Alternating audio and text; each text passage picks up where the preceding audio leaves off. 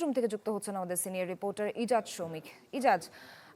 সংশোধিত আইনে আর কি কি বলা হয়েছে, আপনি কি কি জানেন আমাদের জানাবেন। সংশোধিত আইনের যে বিস্তারিত সেটি এখনো আসলে পুরোপুরি বিল আকারে যেহেতু এসেছে এবং আজকে আইন পাশ হলো, এর পুরোপুরি এখনো আমাদের হাতে এসে পৌঁছেনি। তবে যতটুকু এর পূর্ববর্তী যে গেজেট, অর্থাৎ যে গেজেটের বলে আওয়ামী লীগকে নিষিদ্ধ করা হয়েছিল, সেখানে সুস্পষ্টভাবে উল্লেখ করা রয়েছে যে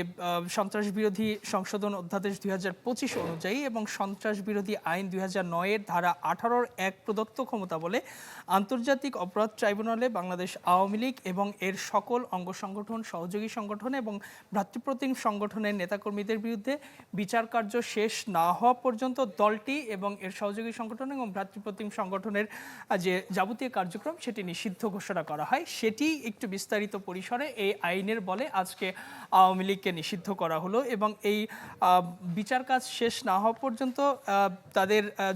তাদের যে কোনো ধরনের প্রকাশনা, গণমাধ্যম, অনলাইন বা সামাজিক যোগাযোগ মাধ্যমে যে ধরনের প্রচারণা, মিছিল, সভা সমাবেশ আয়োজন বা সম্মেলনের আয়োজন সহ যে ধরনের যাবতীয় কার্যক্রম রয়েছে সেই কার্যক্রমগুলো যেভাবে ইতিপূর্বে নিষিদ্ধ করা ছিল এবং এখনো নিষিদ্ধ করা হলো। তবে এই আইনের বাড়তি একটু সংযোজন এটি যে আমি ভরসা রাখি হিরন স্মার্ট ওয়াটার পিউরিফায়ারে। এর আগে যেভাবে নিষিদ্ধ করা হয়েছিল তাতে শাস্তির কোনো বিধান ছিল না, কিন্তু এই আইনে শাস্তির বিধান নিশ্চিত করা হয়েছে। তবে সেই শাস্তিটি কী ধরনের সেটি এখনও সুস্পষ্ট হয়নি। সেটি কিছুদিন আইনের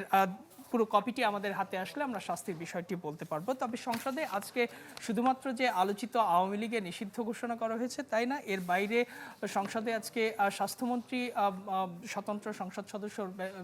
রুমিন ফারহানার বক্তব্যের কিছু জবাব দিয়েছেন। তার মধ্যে গুরুত্বপূর্ণ একটি রয়েছে, সারা দেশে হামের প্রাদুর্ভাবের কারণে সারা দেশেই কিন্তু বেশ প্রতিদিনই শিশুরা মৃত্যু হচ্ছে এবং এরই প্রেক্ষিতে স্বাস্থ্য মন্ত্রণালয় কী করছে এ ব্যাপারে স্বাস্থ্যমন্ত্রী বলেছেন যে স্বাস্থ্য মন্ত্রণালয় এখন পর্যন্ত যে গত সরকার অর্থাৎ অন্তর্বর্তী সরকারের যে উদাসীনতার কারণে হামের টিকাগুলো ঠিকমতো দেওয়া হয়নি এবং এর আগে অর্থাৎ আওয়ামী লীগ সরকারের সময় যেভাবে লুটপাট হয়েছে, যার কারণে এই দুই সরকারের বলা যায় যে অদূরদর্শিতায় এখন হচ্ছে হামের প্রাদুর্ভাব বেড়েছে এবং হামের প্রাদুর্ভাব মোকাবেলা করার জন্য খুব দ্রুতই অর্থাৎ যেটি 3 মে পর্যন্ত টিকা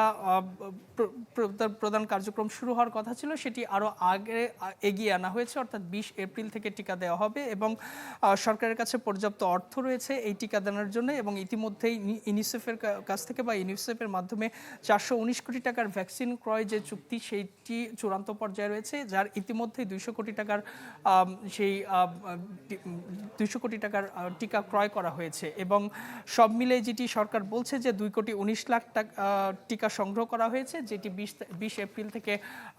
যেটি দেওয়া হবে।